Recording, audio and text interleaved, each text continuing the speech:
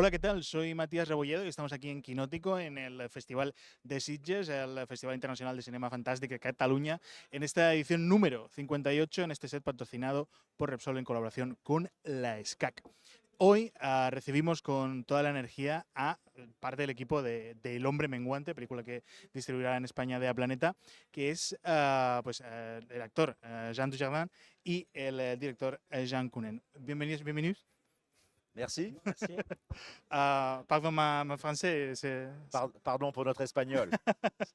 La primera pregunta es su relación con el libro original, con el material original. ¿Lo habían leído antes de entrar? ¿Querían entrar más vírgenes, no conocer demasiado? Ah non, non, j'ai lu le livre et vu le film de Jack Arnold. Mais comme l'idée était de repartir, de réadapter le livre, bien sûr, j'ai relu le livre, j'avais lu il y a vraiment très longtemps, j'ai relu le livre, j'ai revu le film de Jack Arnold, et à partir de là, on a commencé à travailler sur ces deux éléments, puisque c'est Mathewson qui avait fait aussi le scénario. Et on est allé chercher des choses qui étaient dans le roman et pas dans le film. Et on est allé chercher des choses qui étaient dans le film et pas dans le roman. Sí, efectivamente, yo había leído la novela y había visto la película de Jacques Arnold y lo que queríamos era hacer una readaptación del libro específicamente, así que volví a leer el libro, volví a ver la película y esto es lo que quería hacer básicamente en la readaptación. Para el señor Dujardin, quería preguntarle cómo fue el rodaje, porque solo imagino complicaciones técnicas, sobre todo cuando se va haciendo más pequeño, claro. Déjà, je me suis conditionné parce que je savais que ça ne serait pas forcément très simple. En tout cas, je savais que ça serait différent. Et c'est un peu ce que je cherche, c'est la motivation. Ce qui m'importe le plus dans ce métier, c'est que ça soit toujours différent. Parce que déjà, avant même que ce soit un film, ça sera 8, 9 semaines de ma vie. Et je préfère en faire quelque chose un peu d'expérimental, hein. J'ai besoin d'aller traverser des zones que je ne connais pas. Alors, on a commencé par faire des essais, on s'est beaucoup parlé, on a fait des essais dans ce grand plateau de 1500 mètres carrés. Je savais que tout ce que je ne verrais pas, il faudrait l'imaginer. J'ai pas eu de souci à le faire. J'étais dans mon imaginaire, j'ai projeté un film que vous ne verrez jamais. Mais en même temps, c'est un peu notre rôle aussi d'imaginer des choses, passer par des émotions et vous les retranscrire. Alors, je ne sais pas trop ce que c'était. Je ne sais pas si c'était véritablement un plateau de cinéma, si c'était un plateau expérimental, si c'était du spectacle de rue, si c'était théâtral, si c'était... Je savais qu'il fallait que j'écoute Yann, parce que s'il y en avait un qui avait la réalité de ce film, c'était lui, vu qu'ils avaient travaillé énormément avant, pendant 6 ou 8 mois, sur la faisabilité de la chose. Donc, heureusement, vous avez donc cette voix qui vous dit si vous êtes dedans. Et une fois qu'on me disait, c'est bon, ça fonctionne à l'image, tu peux te libérer dans ton jeu et donner le meilleur. Donc, c'est assez confortable, en fait. C'est pas si difficile que ça, parce qu'il y a des gens qui ont travaillé avant. Voilà. J'aurais été bien emmerdé tout seul. Oui, ça aurait été très compliqué de partir dans cette aventure.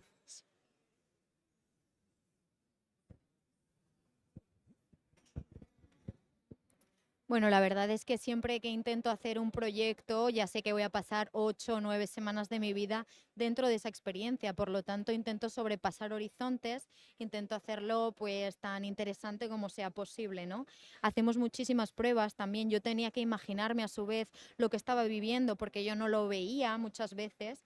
Así que este rol era importante para mí, el abrazarlo desde un punto de vista que pudiera ver las imágenes, que pudiera sobrepasar las emociones y que pudiera estar en un escenario también que me fuera cómodo.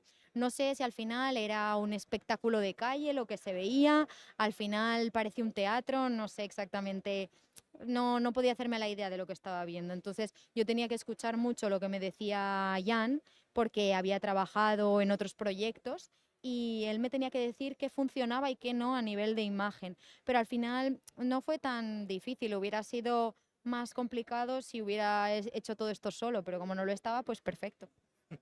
Es una pregunta para los dos. Este año, tanto en Francia como en España, está siendo muy complicado a nivel de taquilla. Está costando que la gente vaya al cine. ¿Qué podemos hacer para que la gente vaya a las salas de cine desde su punto de vista? Refaire des films de cinéma et non pas forcément des films pour la télé, je pense. C'est-à-dire en gros s'autoriser à imaginer et pourquoi pas aller chercher dans nos références tous. On en a des films, il y en a eu tellement depuis la création du cinéma, mais se dire qu'on fait des films pour des grands écrans et pas forcément systématiquement pour le petit écran, pour la télé. Ça ouvrira le champ des possibles, on acceptera sûrement d'autres choses, on acceptera de voyager autrement et voilà, je dirais ça. Moi, je rajouterais parce que ce qu'a dit Jean, c'est juste, c'est vrai que par exemple, pour moi, d'un point de vue personnel, il y a des projets de films que j'ai où je dis, vous savez quoi, peut-être on va les faire avec des plateformes parce que aujourd'hui, c'est tellement difficile de motiver les gens pour aller au cinéma. Mais quand on m'a proposé ce film, là, je me suis dit, mais c'est typiquement un film sensoriel d'un voyage où on a besoin du cinéma. Ce film, ce ne sera pas du tout pareil quand on le verra à la télévision ou sur un écran, un petit écran. C'est un film de cinéma. Et ça, c'est une vraie motivation de redonner voilà, un film cognitif d'espace avec peu de mots dans lequel on va se retrouver plongé. Et aussi l'audace.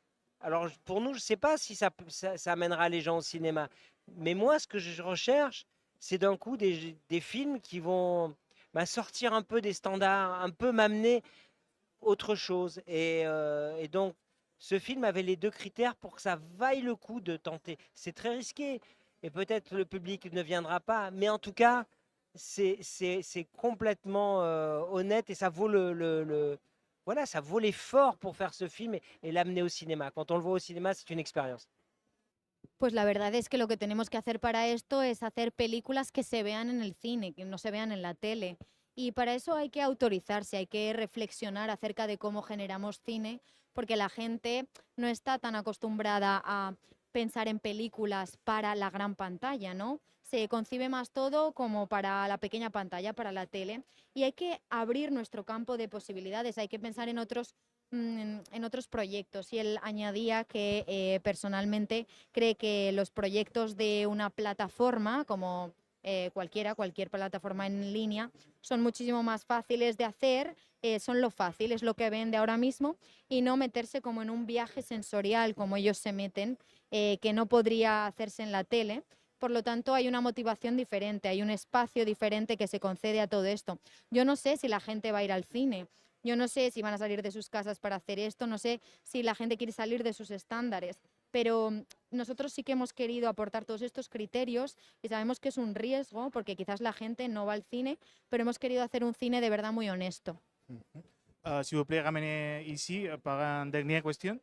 Vamos ya con la última pregunta. Os recordamos que las energías de Repsol mueven este Festival de Sitges y por segundo año Repsol está presente, no solo aportando sus soluciones energéticas, sino ofreciendo distintas experiencias para que todo el mundo aquí en el festival lo pase de miedo. Esto me lleva a preguntarles, ¿cuál es su primer recuerdo de terror, de horror en el cine, en la gran pantalla, en casa, incluso en un VHS de pequeños? ¿Cómo es esa primera experiencia de terror?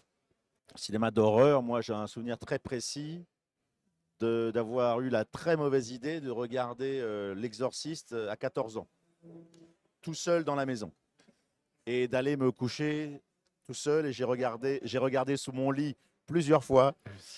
Je crois que c'est un traumatisme. C'est un traumatisme. C'est mon premier traumatisme visuel. Et il est encore ma référence d'ailleurs du film d'horreur. Alors moi j'ai vraiment le film d'horreur que j'ai pris le premier vraiment en pleine poire dans mon visage, c'était quand j'avais, je pense, 5 ans. C'était Fantasia de Walt Disney, les dinosaures. J'ai des souvenirs, c'est mes premiers souvenirs de cinéma, j'ai pas dormi, c'était quelque chose J'ai l'impression que Fantasia, ça faisait un film, bon, pour adultes, bien sûr, j'avais 5 ans ou quelque chose comme ça, mais qui durait 6 heures à peu près, et dont il y avait cette chose-là. Donc ça a été ma première rencontre.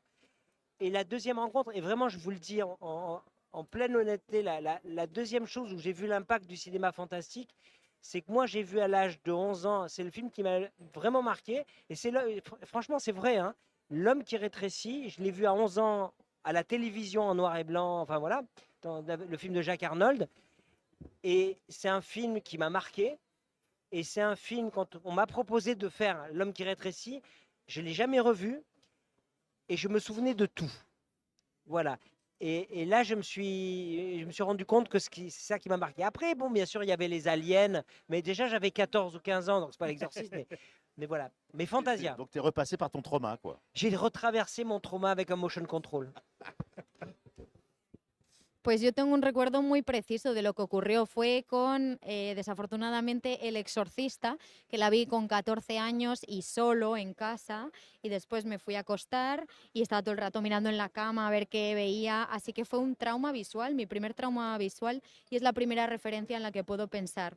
Luego él ha mencionado que con 5 años vio Fantasía.